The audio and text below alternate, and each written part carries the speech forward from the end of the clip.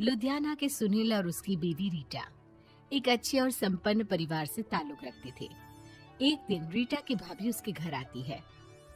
रीटा, तुझे तो पता है तेरा भाई कुछ नहीं करता, ऊपर से 2 बच्चों की जिम्मेदारी, बेटी भी बड़ी हो गई है। तू तो बुआ है, कुछ मदद कर सकती है तो कर देना। कहाँ पैसे हैं भाभी, बस समझ लो किसी तरह हम लोग भी दिन काट रहे हैं। 2 ही तो कार है और मेरी बेटी भी बड़ी हो रही है। अब उसके लिए कार लेनी है तो 10 लाख का खर्चा तो लग ही जाएगा। तभी वहाँ सुनील आ जाता है। अरे शशि, क्या है, तू हमेशा पैसों के लिए परेशान क्यों रहती है? वैसे क्या जरूरत थी बेटी की शादी इतने बड़े घर में तय करने की? अरे पैसे नहीं थे तो ऐसे ही कर देती कहीं शादी। इतने बड़े होटल में क्यों कर रही है शादी? लेकिन यहाँ तो मामला शादी का है, डेट तय है।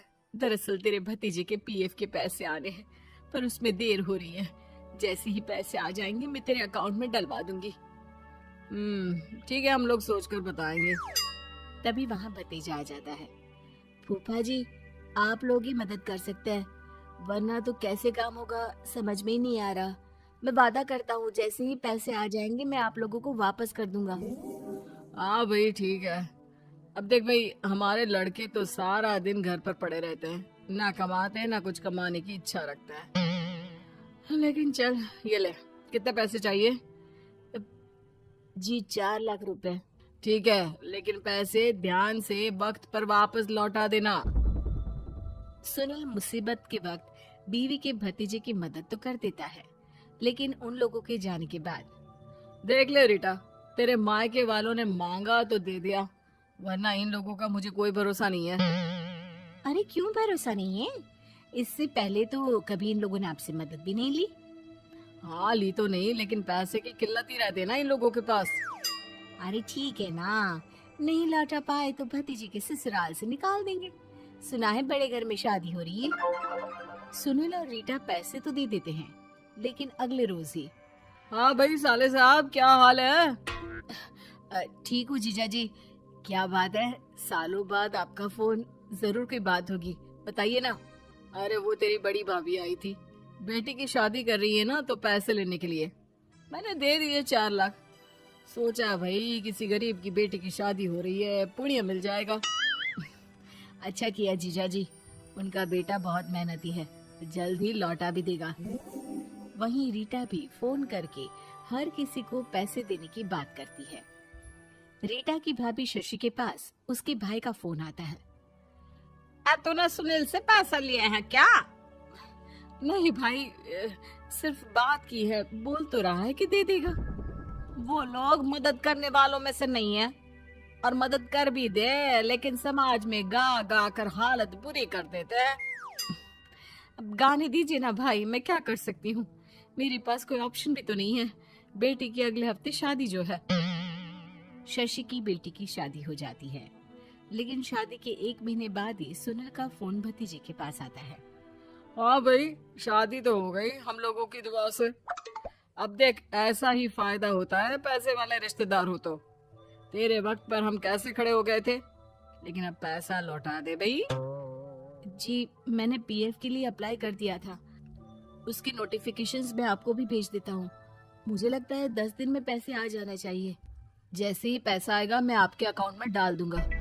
और ना जी ना, कोई नोटिफिकेशन नहीं चाहिए, पैसा चाहिए, पैसा। ठीक है अंकल, बस 10 दिन का समय दे दीजिए। अभी हफ्ता भी पूरा नहीं होता कि भतीजे के पास उसके गांव के दूर के चाचा का फोन आता है। अरे बेटा, क्या बात है, सुनील के कोई पैसे ले रखे हैं तो दे क्यों नहीं देता? हाँ चाचा जी, बात तो हुई थी, 10 दिन का वक्त मांगा है, उम्मीद है हो ही जाएगा। अरे फोन कर रहा है, रोज बता रहा था कि बेटी की शादी में मदद की थी। अब क्या है ना, भले ही शादी 10 दिन रोक देते, लेकिन सुनील से मदद नहीं लेनी चाहिए थी। याद है ना, मधु की मदद करके कितना बदनाम कर दिया था उसने पूरे घर को सोसाइटी में। हाँ चाचा जी, मैं भी यही सोच रहा था कि उन लोगों से मदद नहीं लेनी चाहिए थी। कई लोगों के फोन आ चुके हैं। वहीं रीटा अपनी भाभी को फोन कर देती है। क्या है भाभी, कब पैसे लौटाओगी? पता है ना ये कितना बोल रहे थे, तुम्हारे बोलने पर मैंने पैसे दिए हैं। भाभी अब तो आपके बेटे की कार बेच दो और हम लोगों के पैसे दे दो। अरे लेकिन रीटा, बात तो 3 महीने की हुई थी ना, अभी तो 2 महीने भी नहीं हुए पैसा लिए, थोड़ा तो सब्र करो। नहीं नहीं भाभी, वैसे मेरा बेटा टिक्कू आ रहा है आप लोगों के घर रहने के लिए, उसको अच्छे से खिलाना पिलाना, समझी? भाभी को समझ में नहीं आता कि वो क्या करे। वो बेटे से बात करती है। अरे माँ, इन लोगों से मदद लेकर सच में बहुत बड़ी गलती कर दी। मुझे खुद समझ में नहीं आता कि कैसे इन लोगों के पैसे जल्द से जल्द दे दूं। तभी डोरबेल बजती है और रीटा का बेटा टिक्कू घर में आता है। आओ बेटा, मामी के घर पहली बार आए हो रहने? आप पापा बोल रहे थे कि आप लोग पैसे का ब्याज तो दे नहीं पाओगे, तो तब तक मैं यहीं रह लूं। और हाँ, मैं एसी के बिना नहीं सो पाता। आप लोग अपना देख लेना और पैसे जल्दी लौटा देना, क्योंकि मैं थोड़ा जल्दी जाना चाहता हूँ। रीटा का फोन शशि के पास आता है। भाभी, पैसे कब तक दोगे? बेटे की विदाई के बाद शशि के घर का माहौल बिल्कुल बदल जाता है। वो हर वक्त बेटे से उसके पीएफ के पैसे पूछती, और पीएफ यानी कि सरकारी काम। आजकल में पूरा 1 महीना और बीत जाता है। भाभी, मैं और ये अमेरिका जा रहे हैं, घूमने के लिए पैसों की बहुत जरूरत है। रीटा, मैं पूरी कोशिश कर रही हूँ कि जल्द से जल्द पैसे का इंतजाम कर दूं, लेकिन पक्का नहीं बोल सकती। तभी सुनील का फोन भतीजे के पास आता है। देख माना 3 महीने की बात हुई थी पैसे लौटाने के लिए, लेकिन अभी मुझे पैसों की काफी जरूरत है। मैं अमेरिका जा रहा हूँ, तो पैसे मैंने किसी से ब्याज में पकड़ लिए हैं। तू हर महीने 4 लाख का 20,000 ब्याज डाल देना मेरे अकाउंट में। सुनील फोन रख देता है, लेकिन भतीजा काफी परेशान हो जाता है। वो ऑफिस से शाम को घर आता है कि माँ पूछती है, क्या हुआ बेटा? बेटा माँ को सारी बात बता देता है। माँ भगवान के सामने हाथ जोड़कर खड़ी हो जाती है और रोने लगती है कि तभी बेटे का मोबाइल पर मैसेज बजता है। बा पीएफ के पैसे आ गए। और वो ऑनलाइन ही सुनील के पैसे वापस कर देता है।